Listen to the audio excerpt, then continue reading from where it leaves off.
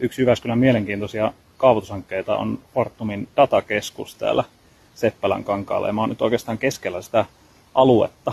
Täällä on tosiaan jo tehty harvennushakkuitakin ja tulevaisuudessa tää on nyt sitä datakeskusaluetta.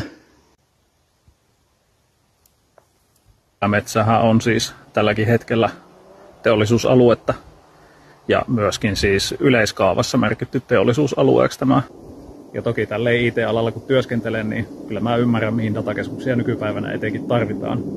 Jos mä tulkitsen oikein missä mä oon, niin nykyisessä kaavassa tämä alue olisi teollisuusalueen reunaa. Ja nythän tämä metsä sitten säilyisi tässä kaavamuutoksessa. Ja tämä datakeskuskaava on nyt tällä hetkellä kesällä 2025 nähtävillä.